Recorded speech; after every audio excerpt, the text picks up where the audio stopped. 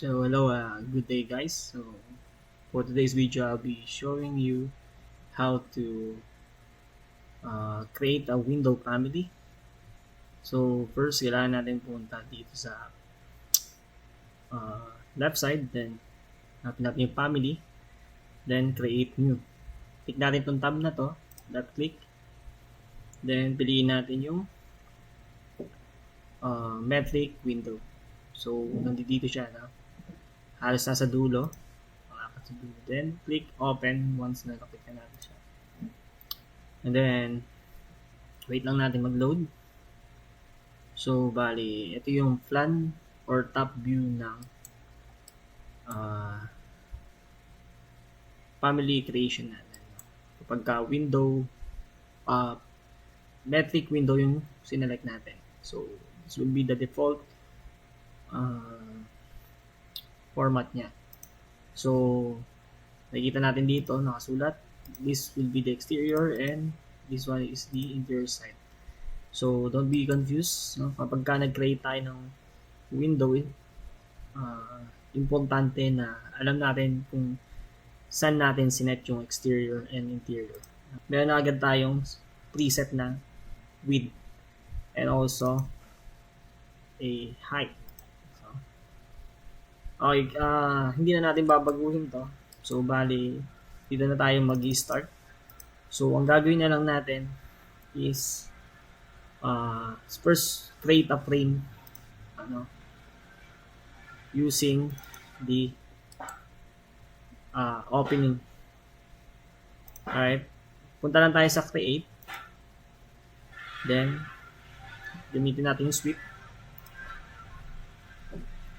then we can use pick path or sketch path. So kahit ano dyan pwede natin gamitin, pero piliin na natin yung pick path to make it easier to select. So once na click na natin yan, pwede na tayo magsimula na mag-drawing ng path natin. So click natin dito sa left side. So okay, sunod lang natin yung iba pang sides. So pag okay na lahat ng sides, make sure na click natin yung checkbox. Okay. Then once okay na yan, click lang natin yung edit profile. Dito tayo sa taas. Sundan lang natin yung cursor. Then click natin edit profile. Then may magpa-pop up na dialog box na select natin yung floor plan. Then click open. So mapupunta tayo sa floor plan natin. So gawa lang tayo muna ng basic rectangle without any dimensions. So just to show you kung anong magiging itsura niya kapag in-okay na natin. So kinlik natin yan, okay na. Nakagawa tayo ng window frame. Pero hindi pa dyan na nagtatapos yung window frame na ginawa natin. So kung mapapansin kasi natin, pagka sinelect natin tong window, wall, then pinalitan natin yung wall parameter niya. Currently 200 siya. Pag ginawa natin tong 150, kung mapapansin nyo, TL para makita natin mas malinaw. Kung mapapansin nyo, yung window frame na ginawa natin, hindi siya sumunod dun sa window sa wall thickness natin. No? Ang reason kung bakit is dahil hindi natin nilock lahat ng profiles natin. No? Kaya mapapansin nyo, kahit gawin ko itong 300, still, hindi siya nasa edge ng or hindi sumusunod yung width ng frame natin. Dito naman, nakapasok siya sa loob. There are some instances na gusto natin ganito yung maging itsura ng window profile natin. Pero in our example, gagawin natin is yung naka-flash siya on both sides ng wall natin. So, paano natin gagawin yun? No? Balik lang tayo dito sa plan view. Then, type natin RP. Click natin on both sides. Gawa tayo on both sides ng vertical line. Tapos nagawa na tayo, DI, dimension, temporary dimensions. No? So, yan. Okay lang yan kahit na magkaiba yung value na lumabas. Select lang natin yung isang dimension. Then, select the other dimension, no? By holding control key para ma-select silang dalawa sa byte. Then, sa taas, dito, create parameter. Pindutin natin to. No, ngayon, ang ginagawa natin, isi-set natin yung width ng window natin. So, pangalanan natin to window frame width. Or, pagsina natin, gawin natin frame width. Then, set natin to type. Then, okay. So, mapapansin nyo, parehas na silang 100. Pero ang gagawin natin sa sample na to, gawin lang natin siyang 50 mm. No? O nga pala, ang unit natin na ginagamit ngayon is millimeters. So, kung gusto nyo baguhin yung unit niya, punta lang tayo dito sa project units. Paano ko ginawa yun? Tinype ko lang UN, then magpa-pop up na tong dialog box na to. Then, click natin yung currently ito siya, yung length, mm. No? Kung gusto nyo gawing meters, select nyo lang tong tab na to, then hover nyo dito sa baba, hanapin nyo yung meter. No? Then, click nyo lang OK. Tapos, ba't hindi natin siya nakikita kasi bakit siya naging 0? Kasi wala tayong decimal value na nilagay. So, punta tayo, balik tayo dito, set tayo ng decimal value. So, gawin natin 2 decimal places. Then, click natin yung OK. Ayan, 0.05 na siya in meters. Okay? Yan lang. So, balik natin siya sa millimeters. No, inando ko lang. Then, proceed tayo sa paggawa ng model. So, ngayon naman, gagawa ako ng another parameter na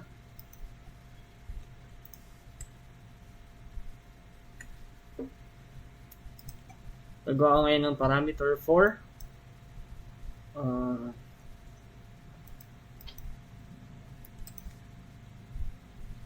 window depth or depth.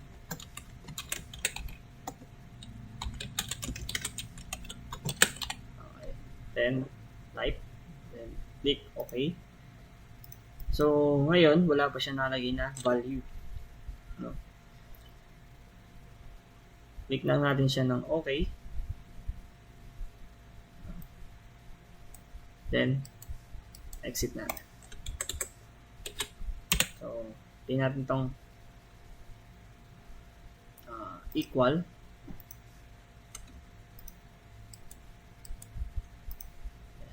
Natin equal.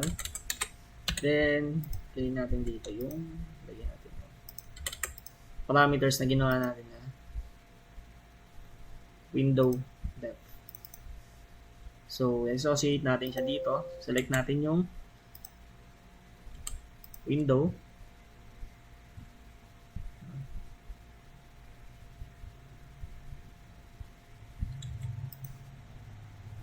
Edit sweep. So, ngayon mapapansin nyo, pwede natin ito i-edit yung profile. Click lang ulit natin edit profile. Then, mapapansin nyo, once na sinelect ko itong isang line na to, magkakaroon ng dimension, temporary dimension. So, ngayon, kailangan natin gumawa ng temporary dimension. No? Tapos, itong ginawa natin dimension, kailangan natin i-link yung window width or frame width na ginawa natin kanina parameter. So, kung mapapansin nyo, naging 50 mm na siya. Then, click lang natin yung okay. Then, okay. So, ngayon, 50mm na yung window frame natin. So, okay na yun. Nakaset na siya. So, ngayon naman, kailangan natin i-associate yung depth ng window frame natin.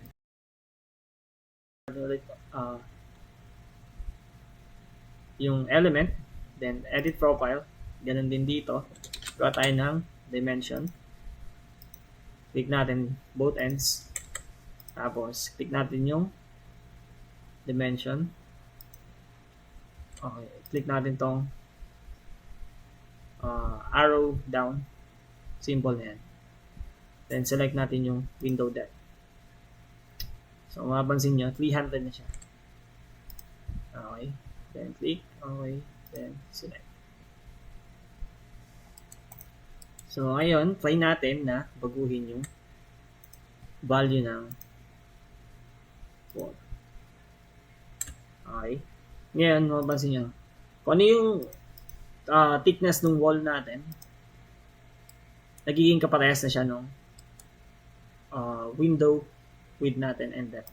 I mean, nung window depth natin nilagay or inassign. So, balik tayo papunta tayo sa 3D para makita natin kung ano yung tsura niya. So, ngayon, check natin. Gawin natin 300. Naka-flash siya, no? Then, 200. Then, punta natin sa 150. So, okay na siya. Ngayon, gagawin naman natin. Click ulit natin yung element or yung frame. Since wala pa tayong material na in-apply, click lang natin tong 3 dots na to. Then, search tayo ng metal materials. Sabihin natin aluminum. Search natin aluminum. Click natin tong aluminum. Then, click na tong up arrow sign na to. Mali. Once na nandito na siya sa taas, click nyo lang yung OK button dito sa right side. Sa baba. Click OK. So, naka-assign na siya ngayon. Okay. Pag pupunta tayo sa realistic view, mapapansin nyo, meron na siyang material.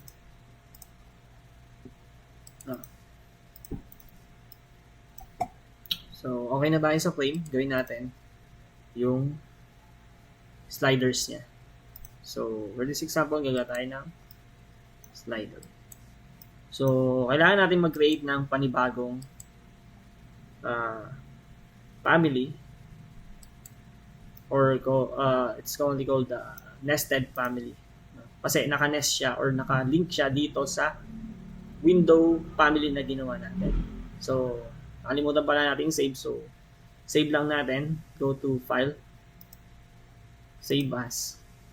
Family. Save nyo lang kung saan nyo gusto. No? Ngayon, nasa desktop ako. Dito na sa save. Meron na akong ginawang folder kanina na name is sample. Okay. Overwrite ko lang window 01 or sliding window.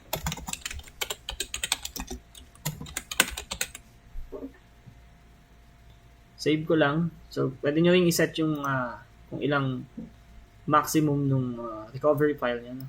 Pwedeng 3, pwedeng 2, or pwedeng isa lang. So, set natin to 1 para hindi masyadong marami yung backup files natin. Then, click OK and save the file. Okay. Ngayon, na-save na natin yung pinaka-main na window family natin. Punta ulit tayo sa file. Then, open. Family. Para mag-create tayo ng another family. File. New. Family. Then, hanapin natin yung generic. Click generic model. Ito. Sa gitna siya. Click natin yan. Then, open natin. So,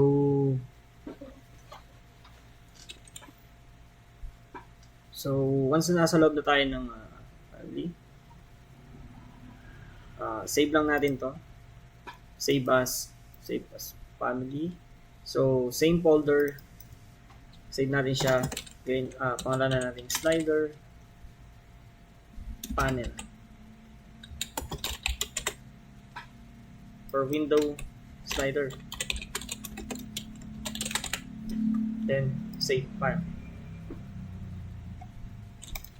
Okay. Gaya kanina, gawa lang tayo ng reference line RP both sides. Make sure na nasa plan view tayo.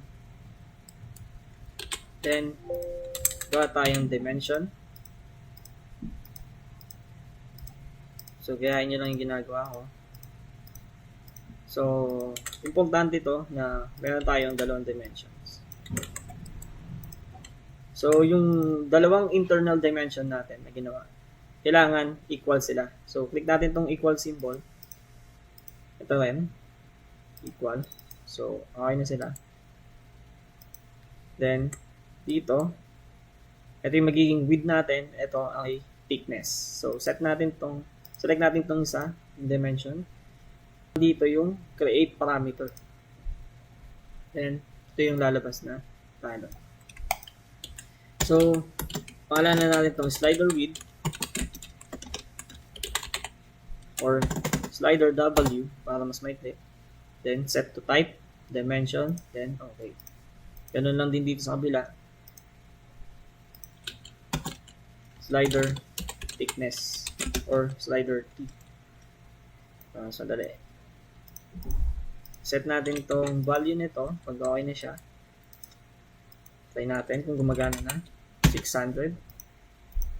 Ito thickness, gawin natin 40. So okay na siya. So sa front view, punta tayo. Gawa lang din kayo ng reference line na horizontal. Gawa kayong dimension. Select nyo yung dimension na ginawa nyo. Create parameter ulit. Tapos pangalanan natin slider height.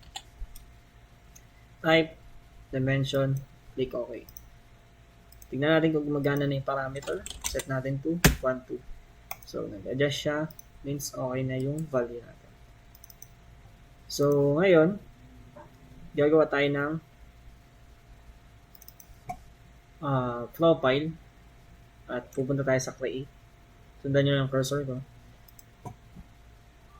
Then pwedeng exclusion or pwedeng sweep. For this example, since rectangular siya, mas okay na gamitin natin yung sweep. So, pwede akong gumamit ng sketch path or pick path. So, click ko yung sketch path for this demonstration. Click ko yung rectangle. Itong rectangle na to. Sadali. Then, click ko sa corner na to. Then, sa bottom corner. So, pag na-click ko yan, may magpop-up na mga lock icons. So, currently naka-unlock siya. Supposedly, dapat naka-lock siya. So, gawin natin, click lang natin, left click tong icon na yan. Kailangan i-lock natin siya lahat. Then, press OK. So, ngayon, okay na. Meron na tayong path. Then, click natin yung edit profile para gumawa tayo ng profile. Punta tayo sa left elevation. No? Sa left elevation, so ito yung center natin sa left. Gawa lang tayo ng rectangle.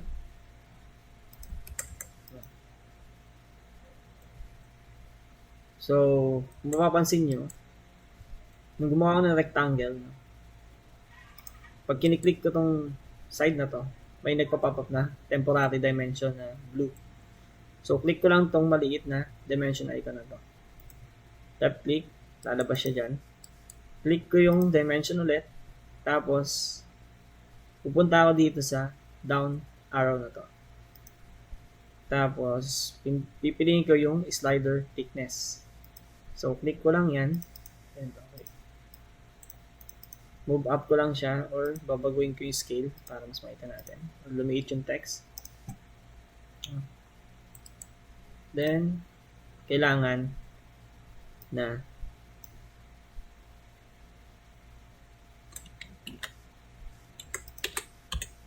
gawa ulit tayo ng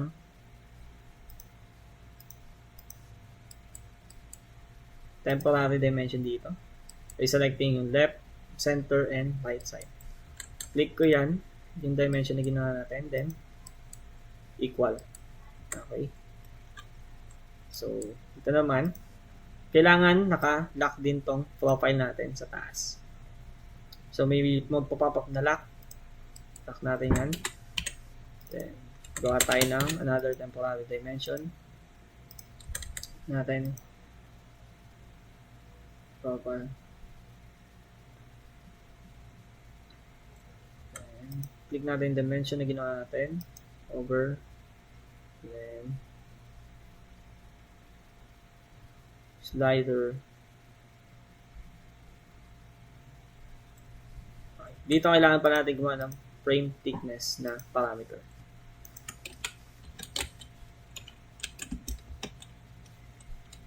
Then, right. Okay. So, set natin siya to 60. Okay. Then, press OK. Then, end lang natin. Clicking, check. So, balik na tayo sa 3D mode. Tapos, makikita na natin kung ano yung itsura ng frame na kinalabasan. So, punta tayo ng front view. Tignan natin kung gumagana lahat ng parameter natin. Click natin to, family types. Set 50. Kung gusto natin baguhin yung frame, pwede natin baguhin dito. Pwede natin gawin 80. Click natin OK. Mabag siya. So, balik natin siya 60. Click apply. Okay. So, okay na tayo sa frame. Select lang ulit natin yung frame. Edit na, mag-specify tayo ng material. Natin aluminum. Click natin to. Ayan, kanina. Then, select. Okay. So, meron na tayong material for frame. So, ngayon, ang kulang na lang natin is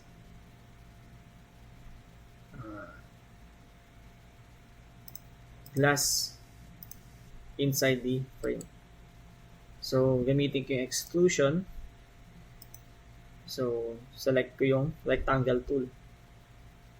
So, sa front view ako, sa drawing ko na ito. Gagawin ko, kiklik ko lang tong corner, inside corner na to. Then, sa baba. Kailangan nakalock ulit siya. So, dito, ang gagawin ko, i-okay ko lang siya for now. Then, babalik ako ng plan view. So, ito yung nagawa natin. No? Ang gagawin ko sa end, gagawin kong 3 and negative 3 sa start. Para maging 6 mm na glass yung loob. So, gawin natin itong realistic para makita natin siya. So, ngayon, wala pang material itong window na to. So, select lang natin. Click natin ulit yung 3 dots, material. Then, select natin, glass. So, yan, pick natin to. Click OK. So, ngayon, okay na. May glass na tayo. So, okay na tayo dito. Save lang natin. Control S. Then, load into project. Load lang natin dito. CN. Okay.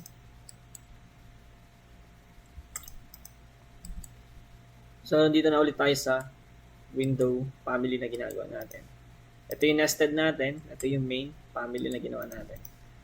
So, click lang natin to.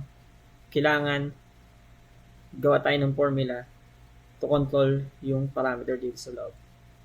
So, click natin yung punta tayo 3D no, para select natin yung slider. Go to edit type. Pindutin natin tong small square sa right side. Kita ko lang. Yung thickness, no? Gawa lang ulit tayo, new parameter dito. Set lang natin siya sa type. Frame thickness. So, same lang din yung pangalan natin. Click, press OK, then okay. So, gray out na siya. Okay na yan. Sa slider height, so, gawin natin slider computed or computer height lang. Slider height. Then type. Okay. Okay lang. Then,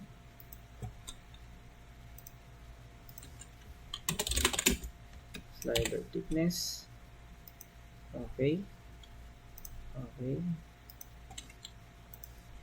Slider width. Okay. Okay. Then, okay lang natin.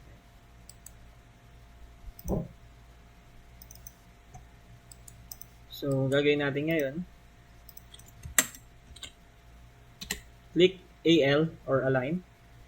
Pick natin tong center. Then, tong bottom ng panel from the plan view. Then, i-lock lang natin siya. Same dito. Nung inside frame. Then, yung side nung slider natin. Lock. So, currently, hindi pa siya naka-center. Ang gusto natin gawin, papunta siya sa gitna. Diba? In order to do that, kailangan natin gumawa ng equation. So, gawin lang din natin on the other side. Then, kailangan set din natin itong height na. Punta tayo sa other side.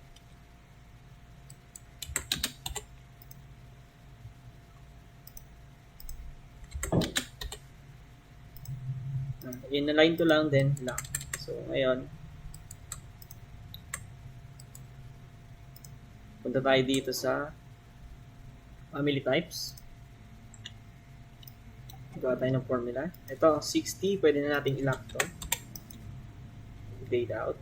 50 width, frame width, lock na rin natin. 1.5, 1.2. So, ang i-edit natin dyan is itong sliders. Lahat ng may sliders.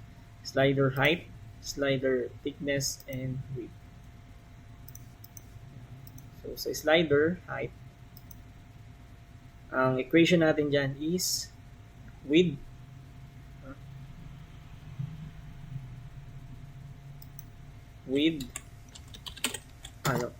slider height minus open parenthesis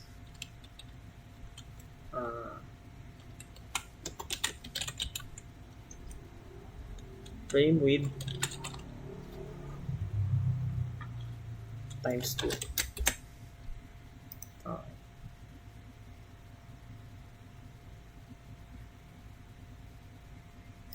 Then sa thickness, pwede na natin itong gawing 40. Lock na natin siya. So slider width. So width.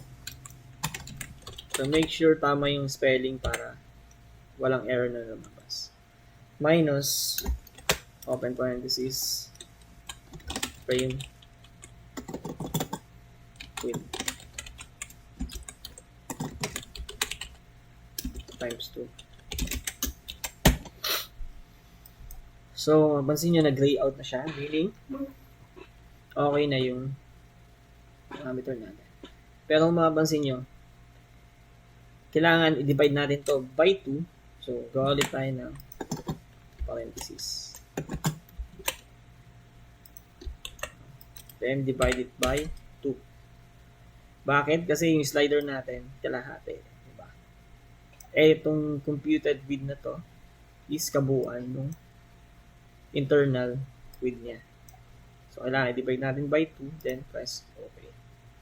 So, yan. Mapapansin nyo, tama na yung itsura niya pag tinignan natin sa elevation. So, ayan. Okay na tayo sa ating window family. Check lang ulit natin kung gumagana lahat. Edit natin from the edit type or family types. Check natin kung gumagana. Dilitan ko lang para makita natin. Gawin natin 1.5 yung width natin. Then, click apply. Gawin natin 1.2. Click apply. So, okay na ang ating window family. So, ganun lang kadali guys. Kumuha ng parametric window. So, that's it. Thank you for watching, and I hope you like it. Just leave a comment kung may natutunan kayo sa ating video para gagawa pa tayo ng panibagong tutorials on how to make different family types in Revit. So please subscribe, like, and share this video. God bless and thank you all.